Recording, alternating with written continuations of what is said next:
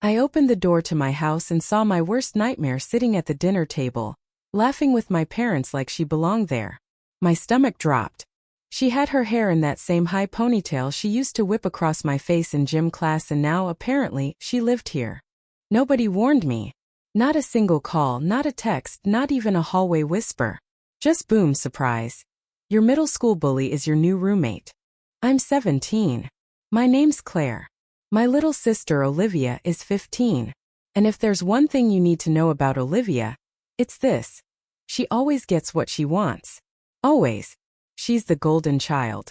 The one with perfect grades, shiny hair, a fake little giggle my parents adore, and apparently now the power to decide who lives in our house. Me? I'm the weird one. The introvert. The kid who reads too much, doesn't wear enough makeup, and has too many opinions. Let me rewind a bit. When I was in 8th grade, I went through the worst year of my life. My so-called best friend Kaylee turned on me overnight. One minute we were sharing secrets, and the next she was spreading rumors that I stuffed my bra, cried during math class, and smelled weird.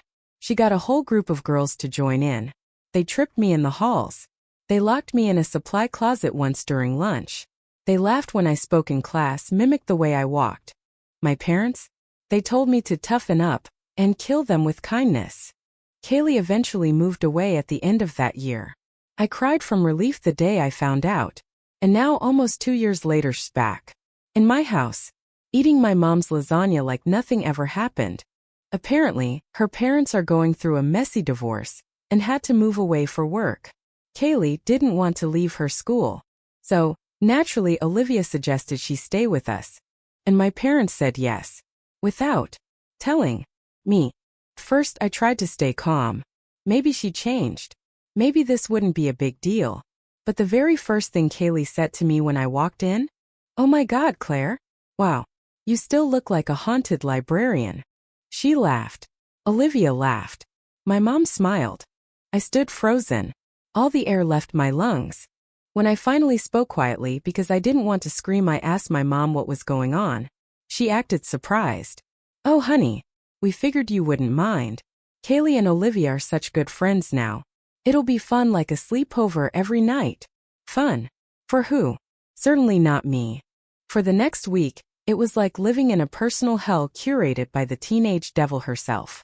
Kaylee took over the bathroom, took my seat at the dinner table, left passive-aggressive sticky notes on the fridge.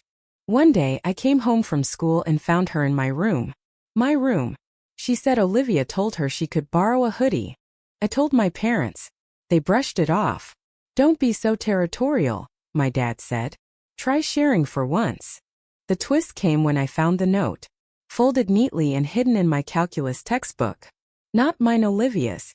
I was in her room grabbing her charger. Yes, I was desperate. And the notebook fell open.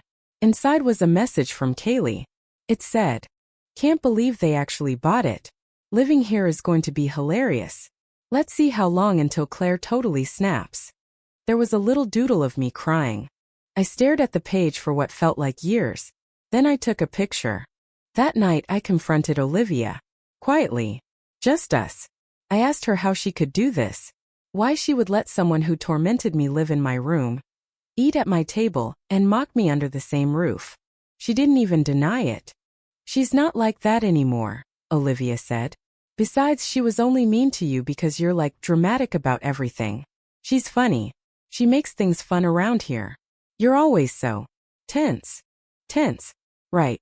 Because I'm living with someone who called me Hunchback Claire every day for 6 months. I showed my parents the note, the drawing, the message. They told me it was just a joke. My mom said, "Claire, sometimes you look for reasons to feel like a victim. Maybe try laughing it off." I laughed, all right. Then I packed a bag and went to stay with my aunt. And now I'm writing this post because I need to know. Hey, for refusing to live with my sister's bully even if it means leaving my own home? My aunt didn't ask questions when I showed up with a duffel bag and red-rimmed eyes. She just pulled me into a hug, handed me a mug of hot cocoa and said, "You can stay as long as you need." For the first time in months I felt like I could breathe. Her house was quiet, peaceful. No giggling echoes from the hallway. No sticky notes on the fridge. No dismissive glances from across the dinner table. She let me stay in her guest room, which smelled like lavender and old books. That first night, I cried into the pillow until I fell asleep. But I didn't wake up anxious. I didn't wake up angry. I just woke up. Normal. Over the next few days I started talking more. To her. To myself. I told her about what happened. The note. The way my parents dismissed me.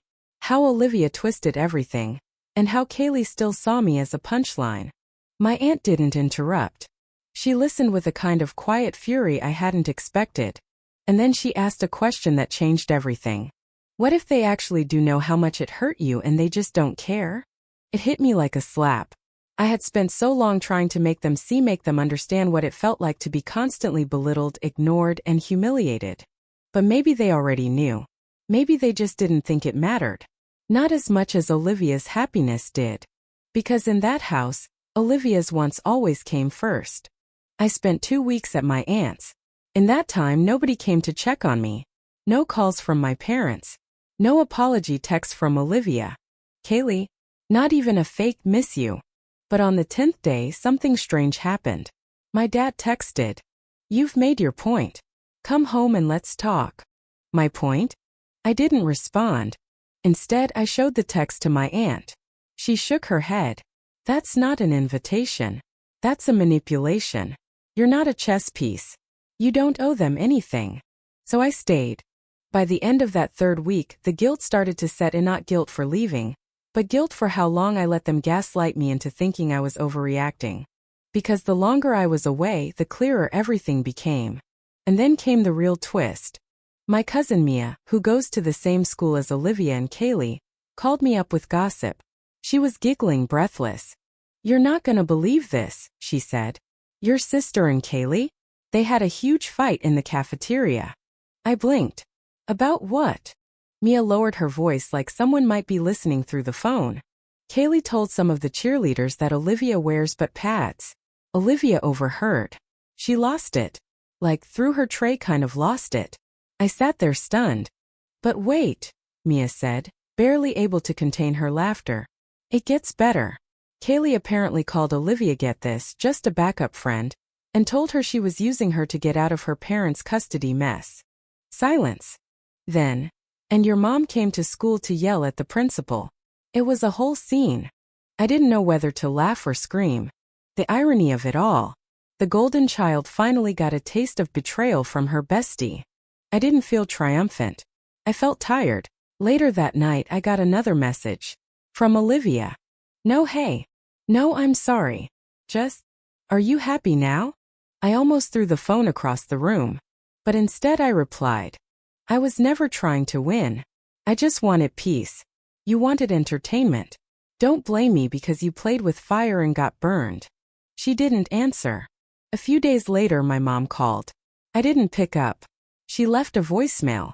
In it she sounded different. Not angry. Not patronizing. Just defeated. Claire, we made a mistake. We thought we were helping. But I think we were just making it worse. Please come home. We'll talk. Kaylee's gone. Things are different now. Kaylee's gone. I listened to that line on repeat. Did they finally believe me? Did it really take Olivia getting humiliated to prove that I was telling the truth all along? I wasn't ready to forgive. But I was ready to be heard. So I agreed to go home for a conversation. Not a reunion. My aunt drove me.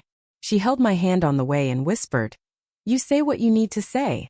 Don't let them rush you." When I walked through the front door, everything looked the same. The same smell. The same photos on the wall. The same quiet buzz of the fridge.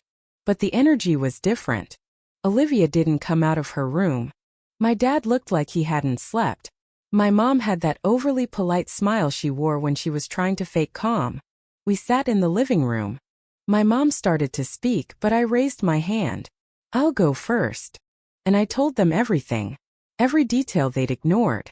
Every time they'd chosen Olivia's comfort over my safety. Every moment they'd brushed me off as dramatic. I told them about the closet incident. The bruises. The therapy sessions I never asked for but desperately needed. I told them about the notebook. The drawing. The cruelty that wasn't just past, it was present. And then I asked them the question that had haunted me since I left. Why did you never believe me?" They both looked away. My dad was the first to speak. His voice was hollow. "I think I didn't want to believe it. Because if I did, I'd have to admit we let you down." My mom nodded, eyes glossy. "I thought it was just teenage drama. I didn't realize it was trauma." I didn't say anything. I didn't nod or cry. I just sat there. Let them speak. Let them sit in their own discomfort for once. Eventually, my dad said, "We understand if you don't want to stay, but we want to earn back your trust. If you'll let us." I thought about that for a long time. And then I said, "You can't earn back trust you never built. But you can start building it now." It was the closest I could come to a truce. I didn't move back in right away. I visited. I observed. I let them prove themselves. It took time. Olivia didn't apologize for weeks. And when she finally did, it was awkward, forced. I guess I didn't get how bad it was. "I just thought you were being sensitive." I replied, "Yeah, that's the problem." But over time even that started to shift. She stopped making passive comments. Stopped rolling her eyes when I spoke. Stopped treating me like a joke. Maybe because she saw how it felt to be on the other end. Maybe not. I don't know. All I know is she's quieter now. Less smug. And Kaylee? I heard she's living with an aunt of her own. Word is, she's not exactly thriving. Some part of me wishes her well. The other part still remembers the closet. But as for me, I'm rebuilding. Slowly. One boundary at a time. One visit at a time. I'm not who I was before Kaylee came back. I'm stronger now. Less afraid to speak up. And if I ever have kids of my own someday, I'll make damn sure they know this. If someone hurts you and the people you love don't listen, get louder. Because silence only protects the wrong people. After I set my boundaries, things were quieter. I went back to school. People whispered, of course they always do. Especially after Olivia and Kaylee's cafeteria blow-up. Apparently, the video made it onto TikTok, racking up nearly 20K views in 2 days. I wasn't in it, but I was definitely part of the story. The version people liked most? That I cursed the bully, and her downfall was karmic retribution. I didn't correct them. Let them believe whatever. I had more important things to deal with, like healing. My aunt helped me get into therapy, real therapy. Not the once-a-month counselor at school who asked if I tried writing my feelings in a journal. The therapist she found was named Dr. Maria, and she actually listened. She didn't talk down to me or minimize what I went through. She helped me start untangling years of self-doubt and emotional bruises. One of the first things she said was, "What you experienced wasn't just bullying, it was emotional abuse. That matters. And so does your voice." That sentence cracked something open in me. Because for so long I'd been taught to minimize everything. She didn't mean it. "She's just young. You're too sensitive. You're being dramatic. Let it go." But I couldn't let it go, because it was never really gone. Even now, weeks later, Kaylee's voice sometimes echoes in my head like a song stuck on loop. But therapy helped. Journaling helped. My aunt helped. And most surprisingly, Olivia started trying. Not big, dramatic gestures. Just small things. Like knocking before she came into a room. Like pausing before blurting something sarcastic. Like actually listening when I talked about how I felt. I didn't trust it right away. Didn't trust her. But I noticed the change. It was slow. Clumsy. But it was real. Then, one night weeks after the Kaylee incident, Olivia came into my room and sat on the floor. I was doing homework. I didn't even look up. "Can I say something?" she asked. I nodded slowly. She fiddled with the sleeves of her hoodie, voice low. "I think I always knew Kaylee was mean. I just liked how she made me feel. Popular. Confident. Like I had power." I didn't speak. She looked up. "You never made me feel like that." That stung. But I waited. "But I think that was my fault," she added quickly. "Because I didn't want someone who told me the truth. I wanted someone who told me what I wanted to hear." I looked at her then. Really looked. She seemed smaller than I remembered. Not physically. Just softer. Less sure of herself. "I'm sorry, Claire," she said. "I'm really, really sorry. I didn't say, I forgive you. Not yet. But I said, thanks for saying that." And she nodded like she knew that was all I could give for now. The next day, I found something tucked under my pillow. A drawing. It was clumsy, made with colored pencils, but clearly Olivia's work. It was a picture of us, kids, sitting under the tree in our backyard. I had my arm around her shoulder. A line of text underneath read, "I remember this. I want to go back." I didn't cry, but my throat tightened. That's the thing about forgiveness. People think it's a single moment, like turning off a light. But it's more like a sunrise. Slow. Uncertain. Sometimes you don't realize it's happening until you look around and everything's glowing. And for a while, things really did seem to be glowing. But then came the next twist. The one that made everything before it seem like just the prelude. One rainy Sunday afternoon, my mom and I were cleaning the garage. Just the two of us, something we hadn't done in years. We worked in silence mostly. Just the sound of rain tapping the roof and boxes shifting. I found a box labeled Claire 8th grade. My stomach twisted. I opened it slowly. Inside were old notebooks, awards, a cracked picture frame with a photo of me at the science fair. I smiled at first. Then I noticed something tucked in the back corner, a small envelope, yellowed at the edges. My name was written on it in neat cursive. Not my mom's handwriting. I opened it. It was a letter. And it was from Kaylee. My hand started shaking before I even finished the first paragraph. It was dated 2 years ago, the summer after 8th grade, the summer she moved. In it, Kaylee apologized. Not just a generic sorry I was mean type of apology. It was detailed. Raw. She wrote about how her parents were fighting every night, how she felt like she was disappearing at home and started taking it out on me because I was easy to hurt. She wrote about regretting the closet, regretting the rumors, regretting me crying in class while she laughed. "I know you'll never forgive me," she wrote, "but I want you to know it wasn't your fault. You were kind, and I was cruel. I don't expect redemption. I just needed to say it." I stared at the paper for a long time. Then I looked up at my mom. She looked pale. "You knew about this?" I asked. She looked away. "It came in the mail the week she left. I didn't know if it would help or hurt you. So I kept it." I was stunned. "You decided I didn't need to know someone tried to apologize to me?" Her voice trembled. "You were in such a fragile place. I thought reading it might open wounds." I folded the letter carefully, deliberately. "You didn't trust me to decide for myself," I said. "You took that away from me." She started to cry. I didn't. I didn't raise my voice. I didn't slam a door. I just walked out of the garage. That night I didn't sleep. Because for all her cruelty, Kaylee had tried Don Cito make it right. And I had never known. Because my own mother didn't trust me enough to read a letter addressed to me. I didn't know what to do with that. The next morning I sat at the kitchen table, the letter in front of me. Olivia walked in, saw it and froze. "She wrote you one too?" she asked. My head snapped up. "What?" She looked uncomfortable. "Kaylee, she sent me a letter too. Like after the cafeteria thing. Said I wasn't a real friend, just a distraction. That I let her be mean again. Said she hoped I didn't turn into her." I blinked. I hadn't expected that. "I ripped it up," Olivia said. "But now I kind of wish I hadn't." We stared at each other for a moment. And for the first time I realized something strange. We were both haunted by the same person, just in different ways. Maybe Kaylee was a monster. Or maybe she was just a broken girl who didn't know how to stop bleeding on everyone around her. Either way, I knew one thing. I had to decide who I was without her voice in my head. That afternoon, I sat down at my desk and wrote a letter back. I didn't know where to send it. Their old address was probably useless now. But I wrote it anyway. I told her that her letter hurt. That it helped. That it was too late in some ways and right on time in others. I told her I didn't forgive her, but I no longer wished her pain. And then I ended it like this. "You don't get to define me anymore. I'm not the victim. I'm not the haunted librarian. I'm Claire.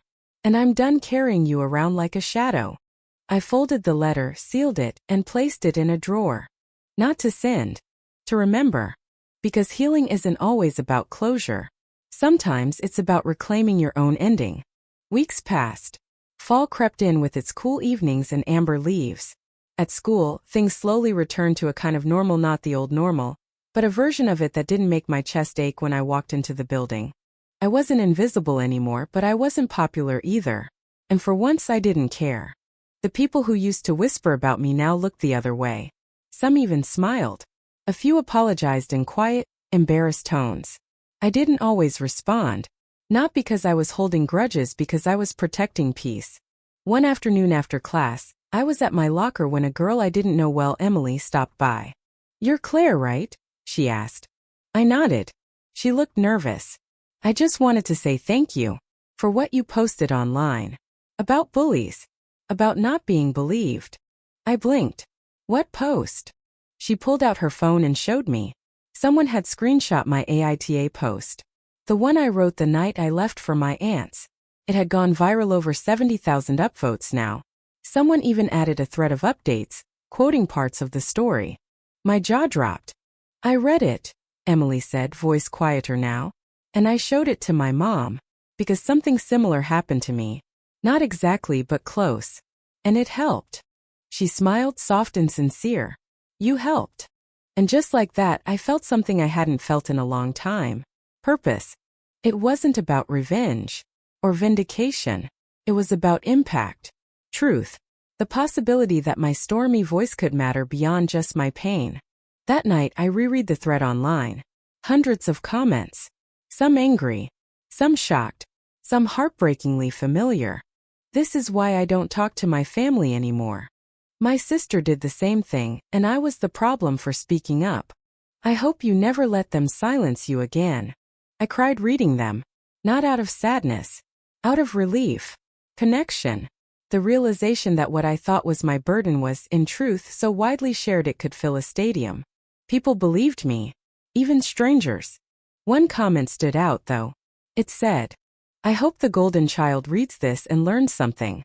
Funny thing, I think she did. Olivia still struggled. But she tried. She started volunteering at a crisis text line for teens. She stopped laughing at cruel jokes. She even joined me once in therapy, her idea. It was awkward as hell, but she showed up. And during that session, she said something that surprised even the therapist. "I used to think being the favorite meant I was special," she said. "But now I know it just meant I never had to be accountable." My therapist nodded. "And how does that feel now?" Olivia hesitated, then whispered, "Lonely." That hit me hard. Because I realized she was lonely. She always had been. Even when she was surrounded by friends, popularity, approval. Maybe that's why she clung to Kaylee. Why she ignored how much it hurt me. She didn't want to lose the only person who made her feel untouchable. Even if that person was poison. After that session, we walked home together. No music. No jokes. Just silence. But comfortable this time. At the door she paused. "You think you'll ever forgive me?" I thought about it. Really thought. Then I said, "I don't know. But I'm not waiting for it to happen to keep moving forward." She nodded, accepting that. We went inside. A week later, my mom gave me something else I hadn't expected. Her old journal. "I wrote in this when you were in middle school," she said. "Back when I had no idea how to parent a daughter in pain." I opened it slowly. Inside were pages of raw, messy entries. Some infuriating. Some heartbreaking. All honest. One line made me stop cold. "I think I'm afraid of her sadness. I don't know how to hold it without drowning too." I finally understood. My mom wasn't cruel. She was scared. She saw my pain and didn't know how to sit with it. So she looked away. It didn't excuse anything. But it explained something. And sometimes that's all we get. Not closure. Not justice. Just clarity. I didn't become best friends with my family after that. There were still awkward dinners. Still quiet tension. But there was effort now.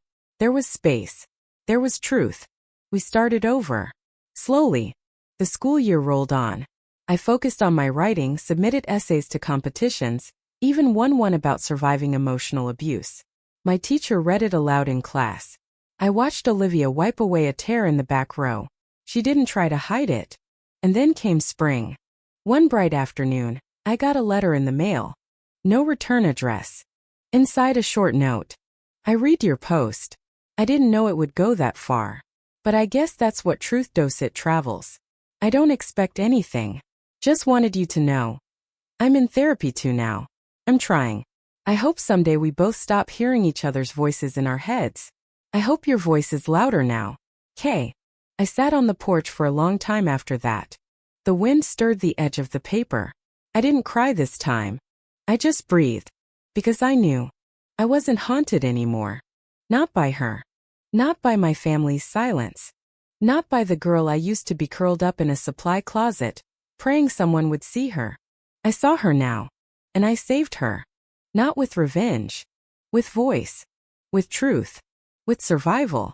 So, if you're reading this, if you've ever been the silenced, the minimized, the too sensitive, hear me loud. You are not too much. You are not the problem. You are not alone. And if they make you feel small, you get louder. Because sometimes the bravest thing you can do is speak and never shut up again.